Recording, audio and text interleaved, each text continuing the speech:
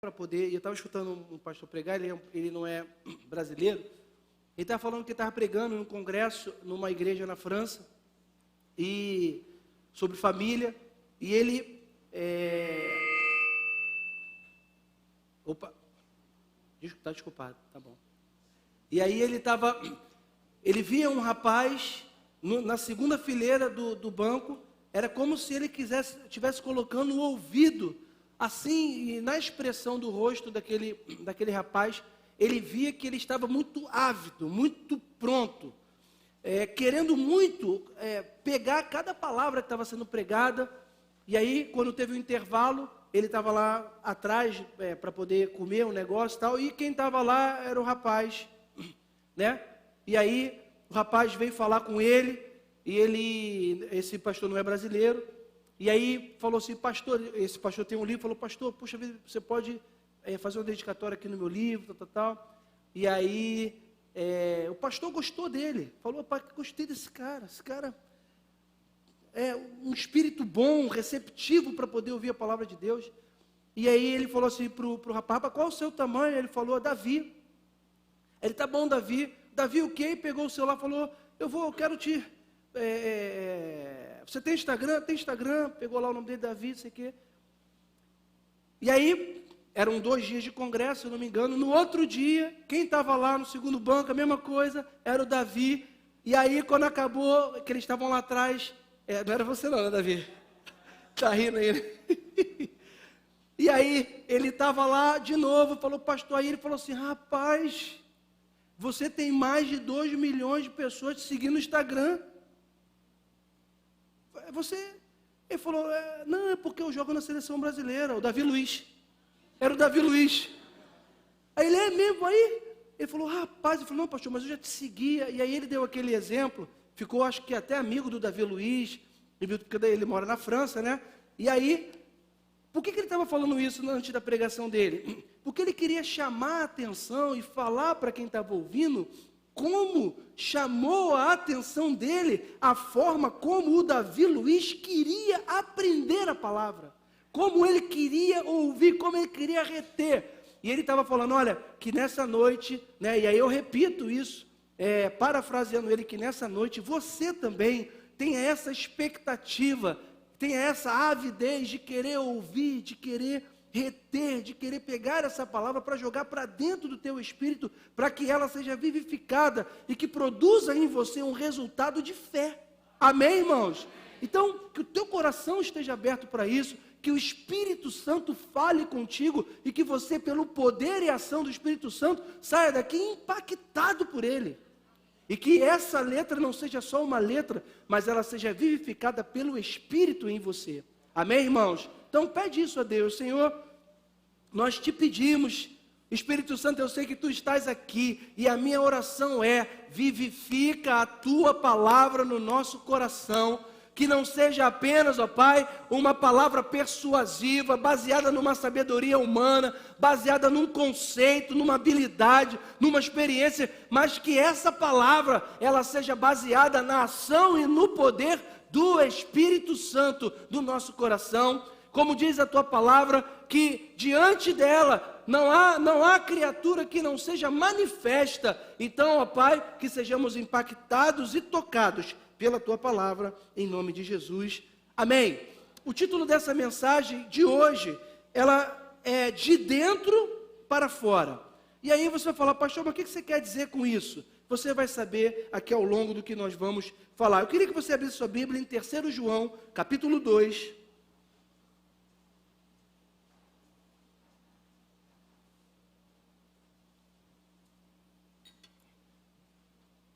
Você percebeu, né, que nós estamos sem púlpito, né? Mas esse púlpito improvisado aqui até que ficou ruim não, né? Ficou tipo assim, bem moderno, né? Tipo assim, um negócio que não, pô, o púlpito dos caras são maneiro, cara, olha lá, é um negócio diferente, não é nada, é um negócio de botar o microfone. Aqui. Esse aqui é o banquinho da minha casa, que eu trouxe para um evento aqui na igreja, inclusive está até hoje aqui. É bom, deixa ele aí, tá bom? Diz assim, o apóstolo Paulo está falando por um amigo dele chamado Gaio. E ele diz: amado, acima de tudo, eu faço votos por tua prosperidade e saúde, assim como é próspera a tua alma. Esse texto, irmãos, eu quero dizer para você que ele não reflete apenas o sentimento do apóstolo, desculpa, eu falei Paulo, mas é João, falo tanto do apóstolo Paulo, que aqui é João falando para Gaio, e aí ele não reflete apenas o sentimento do apóstolo João por Gaio, né, que era o seu amigo, que era o seu irmão em Cristo, mas ele revela, na verdade, por trás disso, a vontade de Deus para todos os seus filhos. Jesus nos ensinou que se nós, que somos maus, sabemos dar boas dádivas aos nossos filhos, quanto mais o Pai Celestial daria àqueles que lhe pedissem. Isso está onde, pastor? Está lá em Mateus 7, capítulo 7, versículo 11, que diz assim: se vós, pois, Jesus falando, sendo maus, sabeis dar boas dádivas aos vossos filhos, quanto mais o vosso Pai que está nos céus vos dará boas coisas aos que lhe pedirem. Irmãos, nós temos que começar a ler a palavra de Deus, pedindo um entendimento para Ele e acreditar no que está escrito nessa palavra. Nós acabamos de ler 2 textos, inclusive quando você lê sobre alguma coisa a respeito de prosperidade na Bíblia, em muitos lugares dá até um negócio assim, já vai falar de prosperidade, da teologia da prosperidade. Meu Deus, e aí tem uma corrente aí braba aí batendo em cima. Acredito até que por causa de exageros, por causa do enfoque não bíblico sobre essa questão, por causa de um enfoque errado, por causa de um uso indevido dessa questão. Mas, irmãos, sempre que eu vou falar e eu leio e eu falo sobre prosperidade que eu estou pregando, eu abro esse parênteses e eu gosto de explicar isso para dizer e para afirmar para vocês. Se você quiser, você pega a Bíblia e você mesmo vai constatar isso, que do início da Bíblia, do Velho Testamento, ao final da Bíblia, Deus, ele fala e ele revela a vontade dele de que nós sejamos prósperos. Você crê nisso? Você acredita que Deus quer te dar uma miséria? Quem acredita nisso? Tu acredita que a vontade de Deus para você, boa, perfeita e agradável, é uma vida de miséria? Quem acredita nisso? Isso não é bíblico. Deus quer que você e eu sejamos prósperos. Agora, depende de como você define prosperidade. Se você acha que prosperidade é ter dinheiro, então você está errado. Apesar de ser também uma característica do homem próspero e a mulher próspera de Deus, é ter suficiência plena em todas as coisas, né? Obviamente que você vai precisar de dinheiro para você suprir as suas necessidades de uma forma plena, mas, irmãos, só o fato de ter e acumular dinheiros nessa terra não significa necessariamente que aquela pessoa, biblicamente falando, ela é próspera. Porque o que é prosperidade? Eu gosto sempre de utilizar o exemplo de Josué 1. Quando Deus dá uma orientação para Josué, que está assumindo a direção daquele povo quando Moisés morre, e Deus chama Josué, e Deus fala diretamente com Josué, e ele diz para você: olha, Josué, ser forte e corajoso, porque assim como eu fui com Moisés, eu também serei com você. Agora é o seguinte, eu vou te dar uma instrução. E qual é a instrução que eu vou te dar? Se você vai precisar meditar de dia e de noite no livro dessa lei. Porque então, o quê? Quem lembra? Então farás o quê? Prosperar o teu caminho. E tudo que você fizer, você vai dar errado. Tudo que tu colocar a mão vai ser uma derrota, uma falência. Foi isso que ele falou? Tudo que você fizer será bem sucedido. Haverá um sinal de prosperidade na sua vida. Agora, então, baseado nesse texto, baseado no que Deus diz, porque na Bíblia não existe uma definição de prosperidade, como, por exemplo, existe uma definição de fé. A fé, você não tem o que duvidar e não tem que se discutir. Está escrito lá o que é fé. A fé é a certeza das coisas que se esperam e a convicção dos fatos que ainda não se veem. Esse é o conceito de fé. Está na Bíblia ali. Agora, prosperidade não tem um conceito. A gente vai montando. e pegando esses textos que falam sobre prosperidade, para dizer que a prosperidade, ela é o fruto do conhecimento de Deus, colocada em prática na nossa vida. Quando você conhece a Deus, quando você sabe quem você é, quem Deus é, o que Deus tem para você, o que é necessário você fazer como filho de Deus, qual é a sua responsabilidade, e você coloca em prática a palavra de Deus, não só de palavras, mas em verdade, em vida, no dia a dia, você vai viver e você vai ter a grande experiência de viver uma vida de prosperidade, que vai muito além da questão financeira. A prosperidade, segundo a Bíblia, ela alcança a vida familiar equilibrada, a vida profissional equilibrada, a vida dos relacionamentos equilibrados, a vida matrimonial, a vida com os filhos equilibrada, com a família, com os vizinhos. Você tem uma vida de equilíbrio pleno e você vive em paz. E você pode ser considerado, e obviamente nada lhe falta, e você pode ser considerado uma pessoa próspera. E essa pode ter certeza, guarda isso para você, a vontade de Deus para a sua vida é que você seja exatamente assim. Você crê nisso? Isso daqui nós podemos ver com João falando para Gaio. Ele fala assim: ô Gaio, eu quero que você seja próspero em tudo. E aí ele vai dizer sobre todas as coisas. E aí, só que ele marca assim: assim como é próspera a tua alma. Ou seja, Gaio, ele primeiro entendeu a prosperidade no seu espírito, no seu homem interior. Ele era uma pessoa próspera de mente. Na mente, ele tinha esse conceito e essa definição e essa prática na vida dele de prosperidade na mente. Por que é o título da mensagem? É de dentro para fora. Porque, irmãos, tudo que nós vivemos fora é reflexo do que tem dentro de nós. E se você entende esse conceito de prosperidade, de que Deus quer que você seja assim, nesses padrões prósperos, e na sua mente você renova ela ao ponto de ter esse entendimento, você começa sendo... Você já viu gente que aparentemente não tem nada, mas é altamente próspero? Quem conhece? Eu conheço. Que se você olhar para o contra-cheque da pessoa, você fala assim: mas não é possível que essa pessoa é próspera desse jeito. Eu estava dando um exemplo, acho que foi na escola de vida, não sei onde eu falei, que eu estava dando aula, não sei o que foi, que eu falei: você conhece? Aí o pessoal riu, porque se enxergou, ou seja, falou: pastor, isso é comigo. Que você olha para o teu salário, quando ele entra, na verdade tu olha só uma vez, nem quer olhar de novo. Tu já teve isso? Tu não quer nem fazer o cálculo do mês? A Amanda, a gente fala assim: Glaucio, quanto é que tem no banco? Eu falei: não sei, tem que ver. Glaucio, já pago? Não sei não, depois eu vejo. Por quê? Porque eu não quero ver. Eu não quero nem pensar naquilo ali, gente.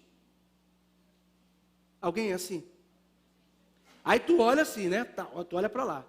Mas aí, na tua casa, chega a tia, chega o vizinho, chega o sobrinho, chega o neto, chega a irmã, e todo mundo come, e tem arroz, e tem feijão, e tem macarrão, e tem pão, e joga água no feijão, e joga um pedaço de carne seca no feijão, e faz uma farofa de banana com ovo, e pega um bife, e bate, o bife fica desse tamanho aqui, tu corta ele em uns 2 pedaços, e todo mundo come, bebe café, come um bolinho, e você fala assim: rapaz, como é que pode? Eu vou lá, sempre tem um negócio bom para eu comer. Tu conhece gente assim? É porque você tem a prosperidade de Deus na sua vida, irmão. Isso é prosperidade. Prosperidade é você sentar em volta de uma mesa com os seus amigos, com a sua família, e você poder falar das coisas de Deus, falar também besteira, e às vezes você até peca falando mal da vida dos outros.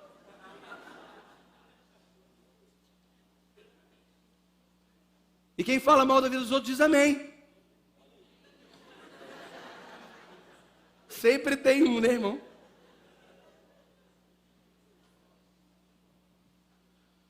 De vez em quando a gente peca, né, irmão? Não é verdade? Quem já deu uma escorregada? No calor da emoção da conversa, irmão. Surge o nome de uma pessoa boa de você falar. É ou não é? Fala a verdade, irmão. Não, só eu? Só eu? Tu tá comendo lá? Sei que? Aí tu, não, tu viu o pastor? Tu cortando o pastor. Não, pastor também, né? Tu viu lá? Sei que? Não, mas eu estou falando só pra gente orar. Mas é prosperidade, gente. A gente poder viver bem em família, não ter problema com A, com B ou com C, né? Você circular na sua vizinhança, você ter um acesso no seu trabalho, a todos os setores, né? Enfim, isso faz parte daquilo que Deus quer para mim e Deus quer para você. Assim como um pai terreno, ele deseja o melhor para os seus filhos, o Pai Celeste também deseja o melhor para os seus. Deus tem o melhor para você. Tem um crente para dizer amém aí? Amém. Paulo, ele declarou lá em Romanos 8:32, não precisa abrir, e ele falou assim, aquele que nem mesmo poupou o seu filho, antes o entregou por todos nós, como não nos dará também com ele todas as coisas? Você vai vendo repetidas vezes na Bíblia a intenção que Deus tem de nos abençoar. Ele tem uma intenção ele fala assim, se vocês me pedirem coisas boas, eu vou dar. Claro que tudo isso não é assim, se você pedir por seu deleite, por seu próprio prazer e por uma questão de egoísmo, Deus vai dar ou não vai?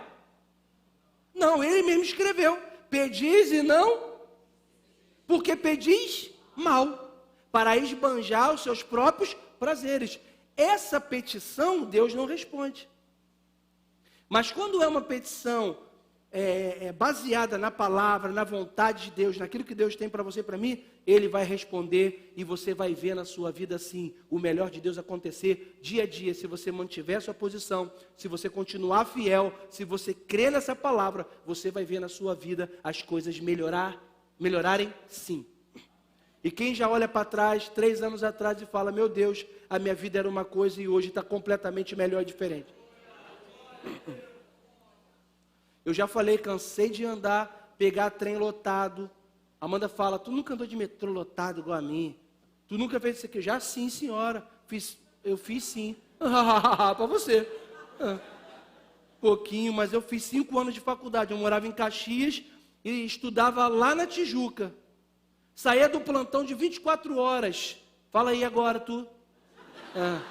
De 24 horas, emendava. Ia direto para a faculdade, dormindo ou não. Assistia aquela aula que começava às vezes 7h30 da manhã. Eu já estava lá. Saía do plantão, nem dormia direito. E foram assim 5 anos. Não todos os períodos, porque eu estudei alguns períodos à noite e outros de manhã. Mas sei exatamente o que é sim pegar um trem lotado. O que é estar na porta do metrô. Eu já falei aqui, tem que estar no lugar certo. Tem técnica. Tem forma de você conseguir entrar naquele trem, gente. É ou não é verdade? Tu para lá, irmão, ali tu declara, o Senhor é a minha rocha e tu não sai.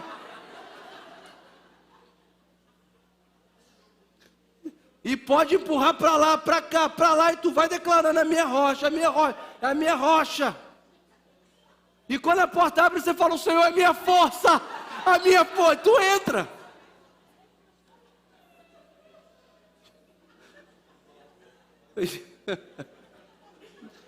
Ai, gente, eu tento ir fazer diferente, certinho, mas não adianta, sai do script o negócio. Irmãos, é indiscutível que Deus, de fato, quer o nosso melhor. E o apóstolo Paulo, ele estava dizendo isso aos cristãos de Roma, que se o Pai Celeste deu o que tinha de melhor, que foi Jesus, não existe nada que Ele não possa nos dar. Você crê nisso? Diz amém.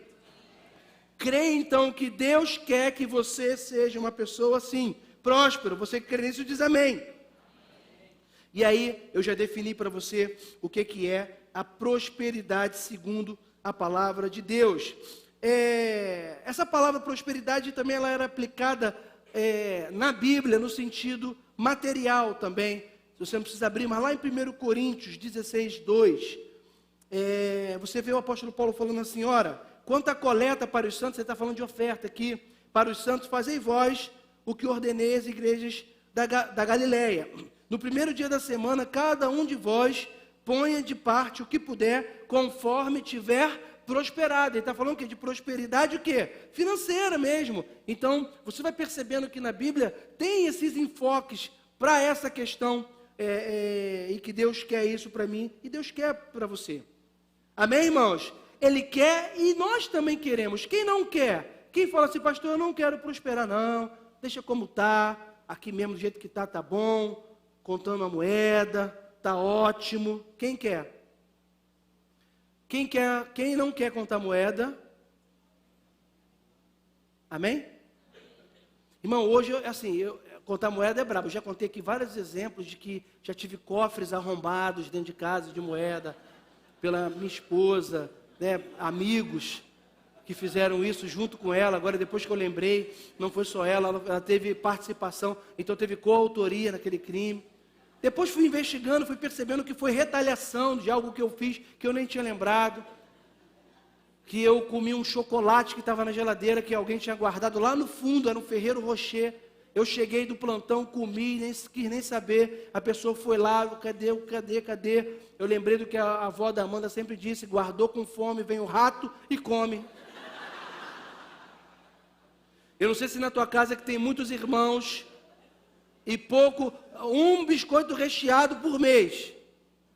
Fica todo mundo, irmão, 2 horas da manhã, todo mundo na porta da cozinha vigiando para ver quem vai. Quem já teve irmãos e teve esse negócio aí?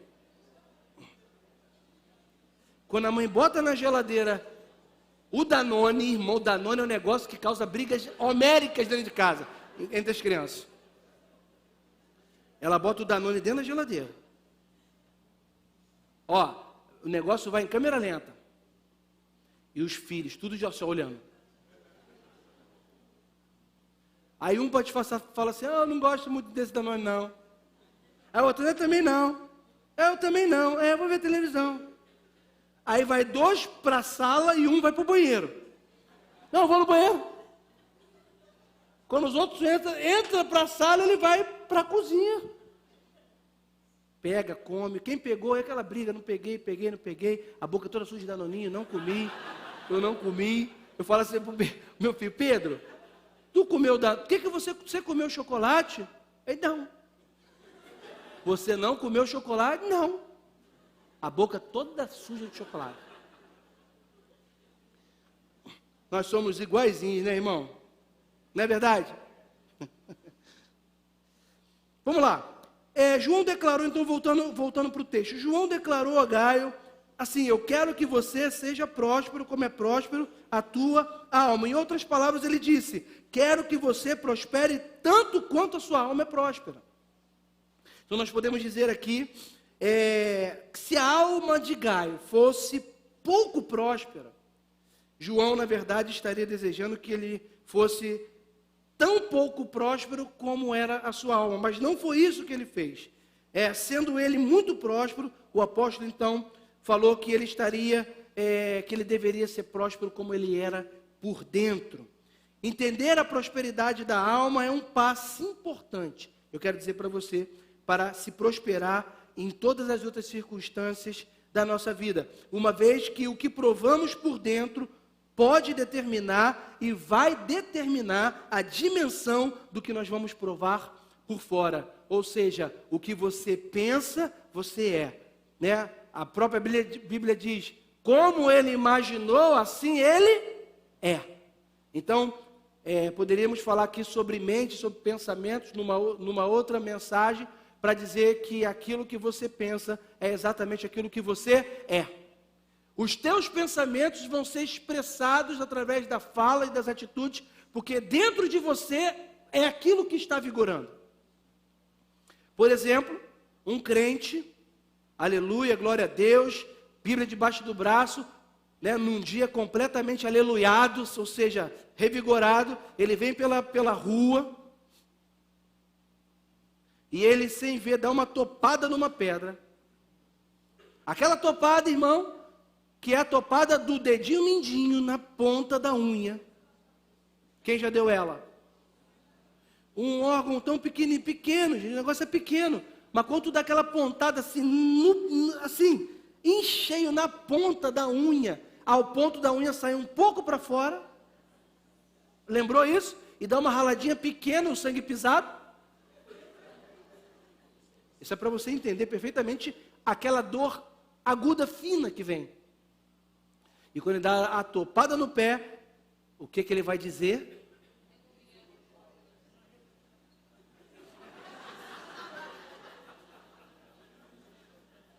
Depende do que está dentro do coração dele. Ele pode dizer um aleluia alto, um glória a Deus, um tá amarrado. Ele vai evoluindo. Foi o cão, ele vai dentro. Ou ele pode xingar um baita de um palavrão. E no meio da rua, ele dá uma topada, xinga o palavrão, passa o irmão, ele fala, ele pede até fala. Irmão, olha, Pai do Senhor, ele, Pai do Senhor. Por quê? Porque o que está dentro dele é o que vai sair. Os antigos, né, costumavam sempre falar, aqueles ditados do pessoal que mora em Pernambuco, Ceará, sempre tem uns ditados, né? Quem é neto aí, ou filho, ou é cearense, alguma coisa assim, pernambucano? Quem? Eu acho que muita gente aqui, eu também, meu avô era pernambucano, e sempre tem os ditados dessa região, né? E eles se acabam trazendo alguns, e um deles é que o costume de casa vai aonde? Costume de casa vai à praça. Aquilo que você faz em casa, que você diz em casa, que você é em casa, uma hora você não aguenta e sem querer você solta. Na rua, no ambiente de trabalho, no meio dos amigos. É ou não é verdade? A pessoa que é glória a Deus, sobe no púlpito é uma benção. É um louvor só. Mas é uma pessoa ignorante, é uma pessoa que xinga palavrão. E quem xinga palavrão aí diz aleluia. Glória a Deus. Graças a Deus, né, irmão? Quem de vez em quando dá uma escorregada assim? Legal que eu tenho irmão sincero aqui.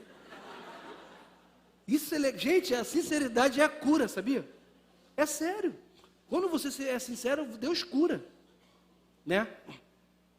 Mas a Bíblia, ela nos exorta muito claramente que nós precisamos ter nos nossos lábios as palavras sãs, né? Boas palavras, não é verdade? Não saia da vossa boca nenhuma palavra torpe. Isso é sério, né? Isso é algo para a gente pensar. Isso fala de testemunho, né? De quem nós somos. Amém? Agora eu quero falar para você sobre o cuidado que você e eu devemos ter com a prosperidade.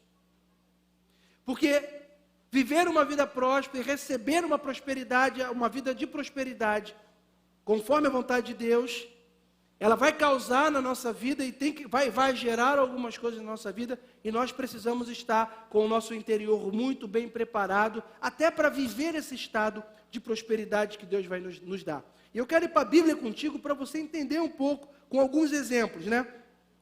E tanto nas Escrituras, quanto na história, se você pegar para ver, nós vamos encontrar exemplos de pessoas que prosperaram exteriormente, sem prosperar de forma interior. E o resultado disso sempre é o mesmo. A bênção que Deus deu acaba se tornando uma maldição na vida daquela pessoa.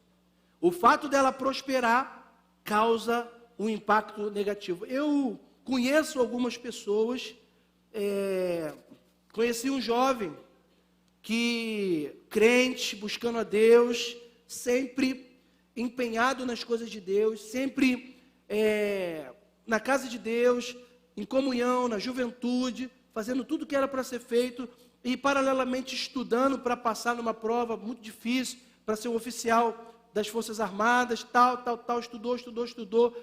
estudou, alcançou e chegou né, a passar num concurso maravilhoso mesmo, um concurso top, né, da questão do militarismo, não foi oficial mesmo, concurso difícil de passar, só os cabeçudos passam, tipo assim, e o grande resultado disso é que essa pessoa não estava, ela não está por dentro, ela não havia prosperado como Deus queria que ela tivesse prosperado, no pensamento dela, no entendimento, dentro dela não tinha o pensamento certo sobre isso, e o que aconteceu? Essa pessoa nem mais está na casa de Deus, essa pessoa está completamente fora, essa pessoa está bem, chegou no seu sonho, atingiu o sonho, mas essa bênção acabou numa grande maldição, porque ela se afastou de Deus, ela deixou Deus de lado, e o sucesso dela é como se ela tivesse chegado até lá sozinho, e que Deus não tivesse feito nada por ela, e que a partir desse momento ela não precisa mais de Deus. Isso acontece em muitas esferas, com muitas pessoas, e nós temos que pedir a Deus o entendimento sobre isso, sobre essa questão da prosperidade, até porque a prosperidade que Deus nos dá não é para nós somente. Você sabia disso? Quando Deus faz você prosperar, não é para você acumular para você, é para que você possa dividir com outras pessoas. Amém? Muitos terminaram longe de Deus, exatamente da forma como o apóstolo Paulo advertiu a Timóteo. Não precisa abrir, eu vou ler aqui, está em 1 Timóteo 6, 9 e 10, que diz: ora, os que querem ficar ricos caem em tentação e cilada, e em muitas concupiscências insensatas e perniciosas, as quais afogam os homens na ruína e perdição. Porque o amor não é o dinheiro, é o amor ao dinheiro, é a raiz de todos os males. A gente tem que ler esse versículo aqui certo. O dinheiro é uma bênção ou não é, irmão? Claro que é. Quem acha que o dinheiro é maldição? Tem gente que fala assim, entende errado. Fica falando, não, dinheiro é maldição, dinheiro é maldição. Então me dá essa maldição, eu quero. Dá para mim. O dinheiro não é maldição. A Bíblia diz que o amor ao dinheiro, ele sim pode ser uma maldição e é uma raiz de todos os males. E alguns, nessa cobiça, ele diz, se desviaram da fé e a si mesmo se atormentaram com muitas dores. Você vê casos de pessoas, por exemplo, no meio artístico, que quando adolescentes, crianças, por exemplo, cantavam na igreja, nos corais, ministravam na casa de Deus, eram usados por Deus com dons espirituais poderosamente, eram pessoas altamente espirituais e por causa da voz, do talento, foram cantando num outro lugar, no outro, e de repente chegaram ao sucesso, são artistas hoje renomados, são pessoas de fama, de dinheiro, que têm tudo que você imagina na questão de suprimento material, mas que se afastaram do Deus vivo e hoje estão atormentados com muitas dores na alma, na depressão, no medo, né? Sem Deus, sem amparo, sem ação de Deus na vida dele. Por quê? Porque amaram o dinheiro, amaram a fama, chegaram até lá, mas não reconheceram que foi o Senhor dos Exércitos que levou eles até lá. E ao chegarem lá, não consagraram a Deus aquilo que eles receberam para a obra de Deus, para o reino de Deus e para a vida de outras pessoas. Por isso vivem uma vida atormentada. Quantos não são aqueles que inclusive já perderam a sua vida e se suicidaram? Por quê? Porque perderam inclusive a razão de viver. Essa advertência que você está recebendo hoje na sua vida é porque pode ser que Deus vai fazer você nessa área prosperar muita coisa. E o dia que você chegar lá, você não pode esquecer de Deus, irmão. E nem eu. Amém? O dia que você puder, você tiver condições de estar em qualquer outro lugar, porque você vai ter condições para isso, mas você escolher estar na casa de Deus, aí eu quero ver onde está o teu coração. O dia que você pode estar, hoje, você pode estar fazendo qualquer outra coisa, você pode estar indo para um bom restaurante, você pode estar indo para o cinema, você pode estar viajando, você pode fazer o que você quiser, é só você ir lá e pegar. Você pode, inclusive, se você quiser, eu vou comprar passagem, eu vou passar uma semana em Nova York. Vou para Nova York, voltar, tranquilo, compra passagem. Você pode, mais porque tem um compromisso, porque de repente serve na casa de Deus, tem questões para resolver, é envolvido na casa de Deus com muitas coisas, né? E você tem um compromisso com Deus, você pode, mas você não está. Você poderia estar muito bem e fazer o que você quiser, mas você escolheu hoje estar aqui na casa de Deus para adorar, para exaltar, para glorificar e para dizer: o Senhor é o meu pastor. Isso quer dizer que o dinheiro, que essa prosperidade não corrompeu o teu coração. Pelo contrário, você vai ser um instrumento de Deus na vida de outras pessoas. É isso que Deus quer para mim e para você. Muitos já enriqueceram à custa de perderem os valores espirituais, inclusive a sua própria fé. E eu quero dizer que esse não é o desejo de Deus. Por isso nós devemos prosperar em nossa alma. Uma alma próspera é aquela que não se prende à ganância e muito menos à avareza. E aí eu queria, em Provérbios 37, um dos escritores, dos homens que ajudaram a compor o livro de Provérbios, que se chama Agur, ele falou exatamente sobre isso. Ele falou assim: olha, duas coisas te peço, e pedindo a Deus: não me negues antes que eu morra. Ele diz: afasta de mim a falsidade e a mentira, não me deis nem pobreza, nem riqueza. Dá-me o pão que me for necessário, para não suceder que, estando eu farto, te negue e diga: quem é o Senhor? Ou que, empobrecido, eu venha furtar e profanar o teu santo nome. Ou seja, o que Agur está pedindo a Deus? Que dê a ele um equilíbrio nessa área, que dê a ele de uma forma equilibrada. Aliás, a Bíblia, Jesus, ele vem falar exatamente sobre equilíbrio em todas as áreas da nossa vida, inclusive nessa área nós precisamos ter. Ele examina a sua própria alma e ele reconhece dois perigos: